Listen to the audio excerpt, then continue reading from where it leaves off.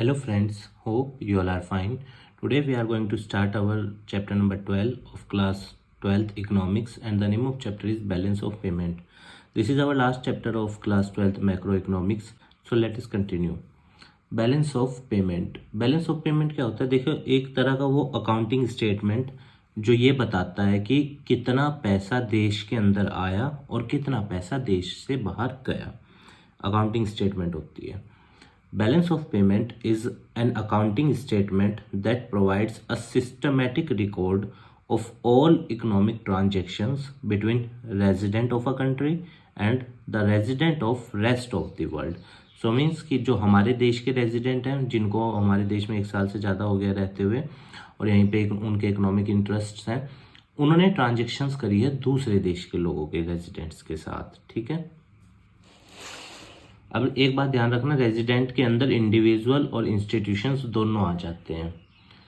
Economic transactions कौन सी होती हैं? Refers to those transactions which involves transfer of, किस चीज़ का ट्रांसफर हो एक व्यक्ति से दूसरे व्यक्ति में? गुड्स के जरिए, सर्विसेज, मनी, एसेट्स. तो ये होती हैं economic transactions.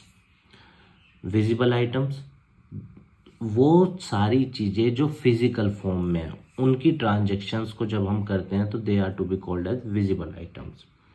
These includes all type of physical goods which are exported and imported. Invisible items, these are called invisible items as they can not be seen because they can not be. Services, banking services, communication services, outsourcing जो दूसरे देशों को दी जाती है हमारे द्वारा, तो उनको हम क्या बोलते हैं? इनविजिबल आइटम्स के अंदर आ जाएंगी वो चीज़ें. These are called invisible items as they cannot be seen, feel, only can be felt, touched or measured. इनको मापा नहीं जाता. फील तो हो सकता है, ठीक है, सीन नहीं होगा, टच नहीं होगा और मेजर्ड नहीं हो सकता, but can be field. Unilateral transfer, जो वन वे ट्रांसफ़र होती हैं. जैसे मान लो हमारे देश ने किसी और देश को दान दिया या किसी और देश ने हमारे देश को दान दिया. These are called unilateral transfer. Gifts, ठीक है ना, जो वन वे होते हैं, जिनके बदले में कुछ करा नहीं जाता. तो unilateral transfer includes gifts, personal remittance and others. ठीक है, वन वे ट्रांसफर्स होते हैं ये आप इसका दूसरा नाम ध्यान रखना. Structure of balance of payment का भी स्ट्रक्चर कैसे होता है? जाहिर सी बात है, 2 अकाउंट बनेंगे, credit side and debit side. Like a typical business account, balance of payment account also has 2 sides. Credit side. Credit side includes all the inflow. Inflow मतलब जो बाहर से पैसा आ रहा है देश के अंदर, उसको आप क्रेडिट साइड डाल लेंगे. ठीक है ना. ऑल इनफ्लो और सोर्स ऑफ फॉरेन एक्सचेंज, मतलब जो भी फॉरेन एक्सचेंज का फ्लो हमारी तरफ है, देश में आ रहा है, are to be recorded in the credit side. Debit side में क्या डलता है? सारे आउटफ्लो जो देश से बाहर पैसा गया, they are to be recorded on the debit side. All outflows और यूजेज ऑफ फॉरेन एक्सचेंज और recorded on the debit side. अब जो बैलेंस ऑफ पेमेंट है वो बैलेंस्ड भी हो सकता है, सरप्लस भी हो सकता है, डेफिशिएट भी हो सकता है. बैलेंस्ड कब होगा बीओपी का अकाउंट? जब इनफ्लो और आउटफ्लो इक्वल होंगे, तभी तो बीओपी बराबर होगा कि भाई 100 रुपये आए और 100 रुपये गए, तो बैलेंस्ड हो गया ना. सरप्लस में कब होंगे? जब इनफ्लो ज़्यादा होगा, मतलब रिसिप्ट्स ज़्यादा होंगी. किससे? पेमेंट से. फॉर एग्जांपल 100 रुपीज़ हमारे देश में आए और गए कितने बाहर? 70 रुपीज़, तो हम 30 रुपीज़ फ़ायदे में हैं. डेफिशिएट में कब होंगे? जब receipt is less than payment. मान लो रिसिप्ट हुई है 100 रुपये की और पेमेंट हुई है 150 रुपये की, तो 50 रुपये हमारा बैलेंस ऑफ पेमेंट का अकाउंट डेफिशिएट में है. Now let us see balance of trade. Balance of trade हमें ये बताता है कि एक्सपोर्ट और इंपोर्ट के बीच में डिफरेंस कितना है. अब ध्यान रखना, बीओटी जो है वो सिर्फ विजिबल आइटम को इंक्लूड करता है, पर बीओपी विजिबल, इनविजिबल, यूनिलेटरल तीनों को, ये आपको ध्यान रखना है. Balance of payment visible, invisible और यूनिलेटरल तीनों ट्रांजेक्शन्स को रिकॉर्ड करता है, बट बैलेंस ऑफ ट्रेड सिर्फ विजिबल ट्रांजेक्शन्स को रिकॉर्ड करता है. तो balance of trade is equal to exports of goods minus imports of goods. Now let us see difference between balance of trade and balance of payment. So balance of trade तो आप समझ गए, export और import का difference, ठीक है, of visible items only. And balance of payment is an accounting statement that record all the economic transactions related to visible, invisible or unilateral transfer between resident and rest of the world. ठीक है, इसमें भी सिर्फ visible item आएंगे, इसमें visible, invisible, unilateral तीनों आएंगे. It does not record any transaction of capital nature की, कोई ट्रांजेक्शन नहीं होगी क्योंकि विजिबल आइटम में सिर्फ एक्सपोर्ट और गुड्स, एसेट्स आते ही नहीं है ना. एसेट्स की ट्रांजेक्शन कहाँ डलेगी, हमारी बीओपी में डलेगी, ये ध्यान रखना. ये नैरो कंसेप्ट है क्योंकि सिर्फ विजिबल आइटम को इंक्लूड करता है बैलेंस ऑफ ट्रेड, और ये ब्रॉडर कंसेप्ट है क्योंकि ये विजिबल, इनविजिबल, यूनिलेटरल तीनों को कवर करता है ये अकाउंट. अनफेवरेबल बीओटी, अगर मान लो बीओटी घाटे में चल रहा तो बीओपी में से पैसा उठाएंगे, और अगर बीओपी घाटे में से चल रहा तो फिर बीओटी से उसको फाइनेंस करेंगे. ठीक है, और भी बहुत सारी तरीके हैं. या तो बीओपी, अगर मान लो बीओटी भी घाटे में है उस टाइम, तो फिर हम बोरोइंग्स कर सकते हैं, उससे भी हम उसको कर सकते हैं फाइनेंस. ठीक है, component of BOP, balance of payment के अंदर अब दो तरीके के अकाउंट बनते हैं. अभी हमने पीछे देखा था दो side, credit and debit. Now let us see two type of accounts which are recorded in the balance of payment. All transactions in balance of payment can be grouped under two broad categories. So the first one is current account and the second one is capital account. Current account. Current account refers to an account which record all the transactions relating to export and import of goods and services and unilateral transfer during a given period of time.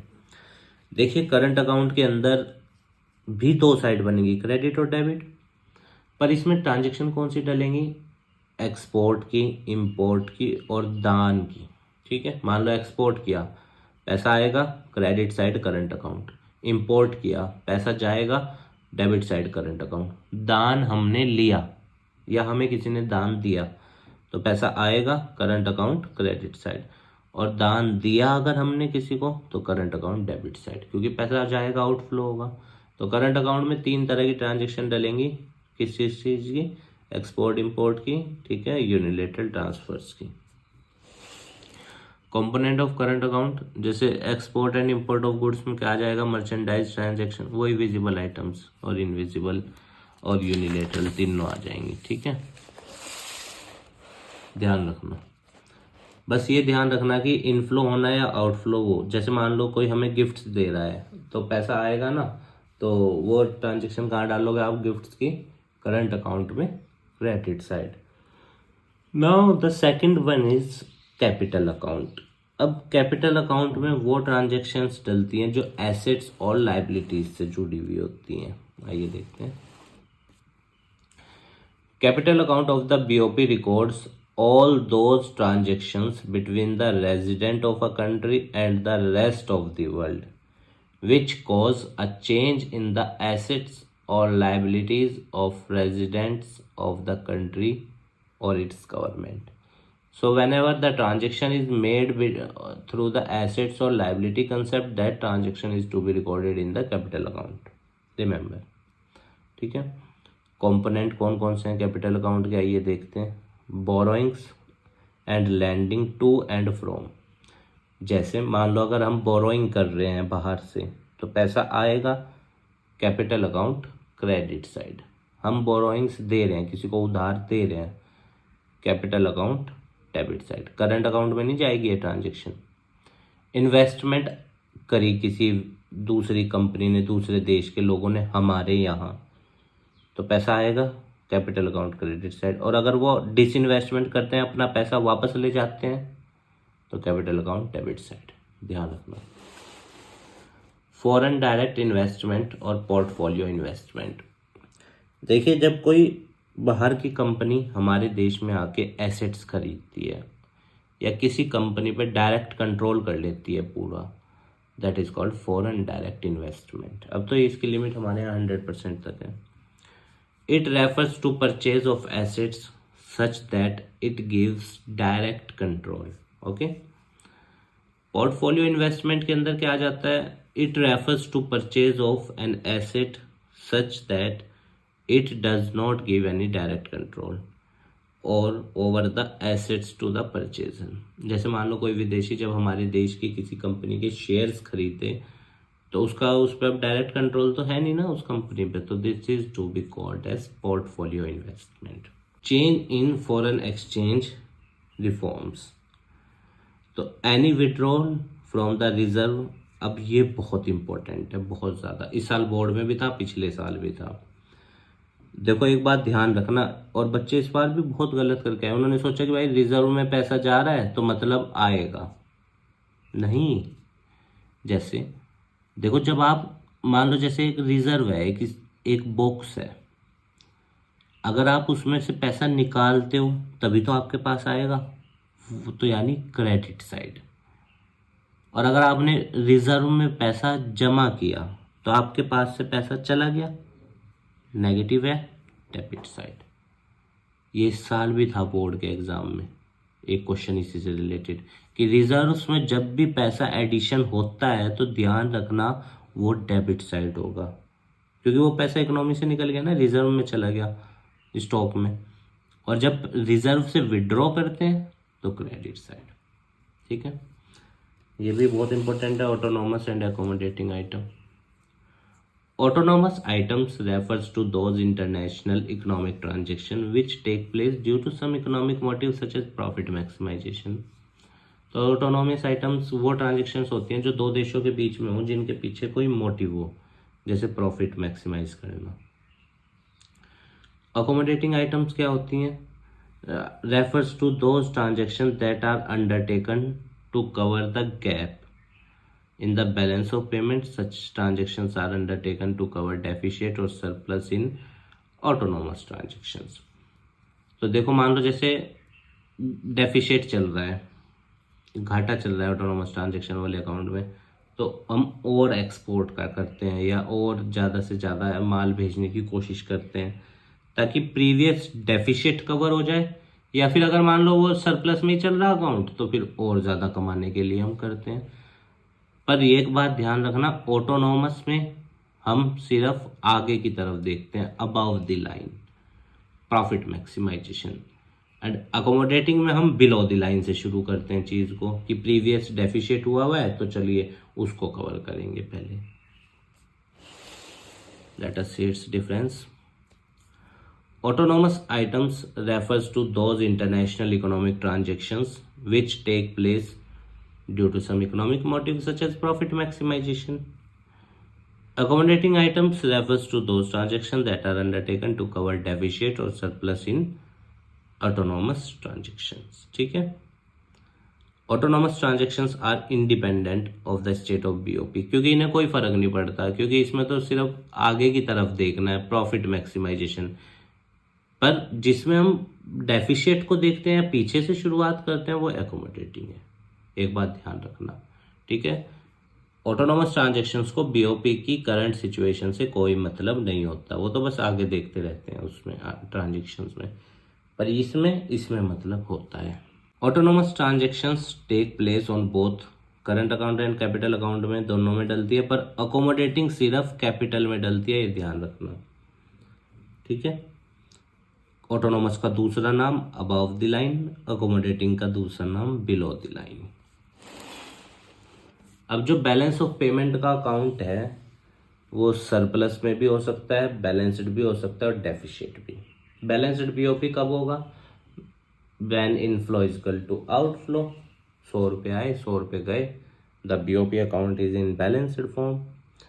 Surplus में when inflow is more than outflow, means 100 रुपये आए देश में foreign exchange और गए सिर्फ 50। Deficit कब होगा? जब 100 रुपये गए और आए कितने? सिर्फ 70 रुपये, तो 30 रुपये बैलेंस ऑफ पेमेंट डेफिसिट में। तो ये चैप्टर था आपका। एक तो रिजर्व वाला क्वेश्चन बहुत इंपॉर्टेंट है, देता है, इस साल भी दिया था। और एक ऑटोनोमस और अकोमोडेटिंग को ध्यान से देख लेना इस चैप्टर में, ठीक है। करंट अकाउंट और कैपिटल में कहाँ ट्रांजेक्शन डलती है वो, इससे क्वेश्चन बन सकता है। तो ठीक है स्टूडेंट्स, आप स्वस्थ रहिए, खूब लाइफ में आगे बढ़िए, यही हमारी मनोकामना है। इस देश को अच्छा बनाइए, समाज को अच्छा बनाइए, अपना अस्तित्व इस समाज में स्थापित कीजिए, बहुत मेहनत कीजिएगा जीवन में। और अगर आपकी इस चैप्टर से रिलेटेड या किसी भी चैप्टर से रिलेटेड, मैक्रो या इंडियन इकोनॉमी के बीच के 20 चैप्टर से रिलेटेड कोई क्वेरी है तो आप हमें कमेंट बॉक्स में बताना, हम उसका आंसर देने की पूर्ण रूप से कोशिश करेंगे। ठीक है स्टूडेंट्स, धन्यवाद।